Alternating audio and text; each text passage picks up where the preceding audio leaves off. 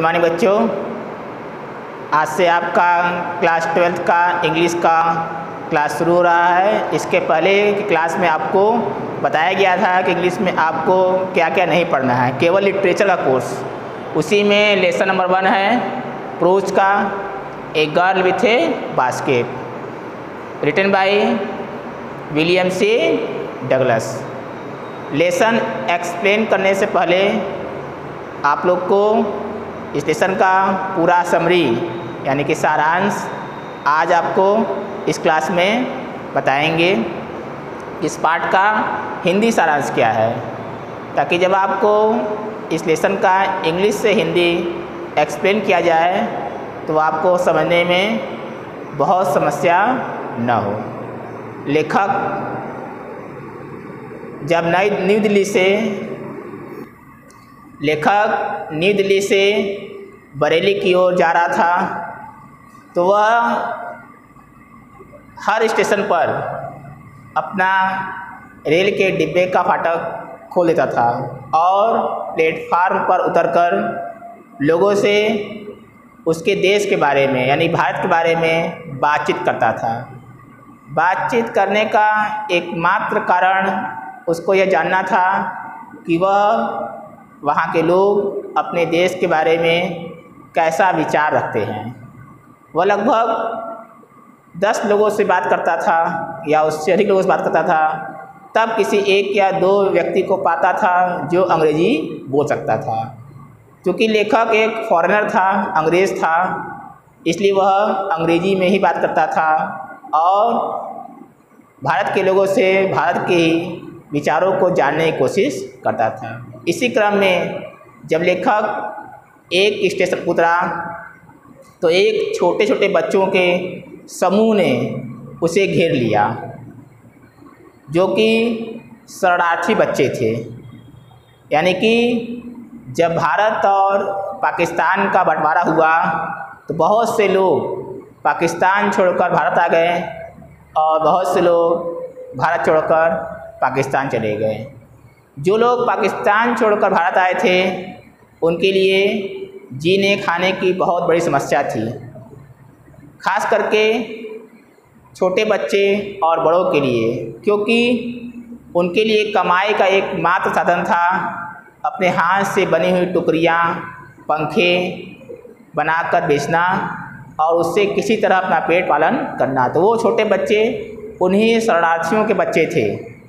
वह सब इसे घेर लेते हैं क्योंकि यह एक फॉरेनर था, अंग्रेज़ था और इन बच्चों के लिए एक बहुत ही अच्छा बाज़ार था। सभी इसकी ओर टिड्डियों की तरह झपटे।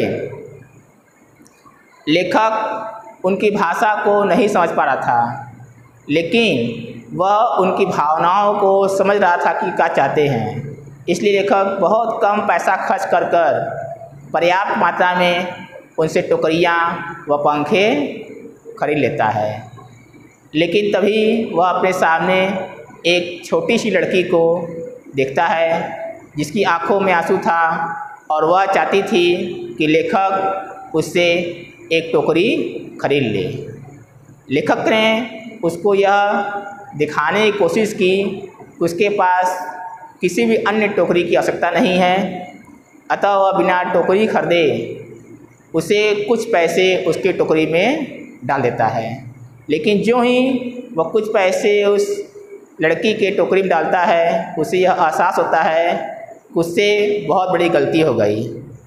वह लड़की जो कि लगभग 9 साल की थी, वह एक वयस्क महिला की तरह पैसे लेती है और लेखक को वापस कर देती है और कहती है कि यदि आप टोकरी नहीं खरीद सकते हैं तो यह पैसा मैं नहीं ले सकती हूँ। तब लेखक के पास केवल एक ही विकल्प था और वह था कि वह उस टोकरी का पैसा उसे दे दे और उसकी टोकरी ले ले। लेखक ने यही किया। वह सभी टोकरियों को अपने एक हाथ पे संतुलित करते हुए उस लड़की से टोकरी का पैसा उसको दिया और उसकी टोकरी ले ली। लड़की की आंखों में आंसू भरे थे, वह बाहर निकल पड़े। वह हल्का सा मुस्कुराई और अपनी झुग्गी झोपड़ियों की ओर लौट गई। उसे इस बात का एहसास था कि कम से कम आज के एक टाइम के भोजन के लिए उसके पास पर्याप्त पैसा था। लेखक को यह घटना इतनी अधिक प्रभावित की कि वह इस घटना को भारत के उस समय के प्रधानमंत्री पंडित जवाहरलाल नेहरू को वह इस घटना के बारे में बताया और कहा कि भारत के छोटे छोटे कस्बे में रहने वाले लोग, गरीब से गरीब लोग, यहाँ तक कि भुखमरी की कगार पर अटके हुए लोग, जिनके अंदर कोई भी ज्ञान नहीं है लेकिन वह राष्ट्र भावना से इतने भरे हुए हैं कि जिनमें मुझे एक अखंड और गौरवशाली भारत की झलक दिखती है। इसीलिए वह भारत देश से और यहाँ के लोगों से अगाध प्रेम करता है। यह था आपके a girl with a basket written by William Douglas lesson का हिंदी सारांश। अगले क्लास में आपको यह lesson paragraph wise English to Hindi explain किया जाएगा और उसके पहले पूरे लेसन का वर्ड मीनिंग आपको अगले क्लास में रिटन कराएंगे और उसको समझाएंगे भी। धन्यवाद।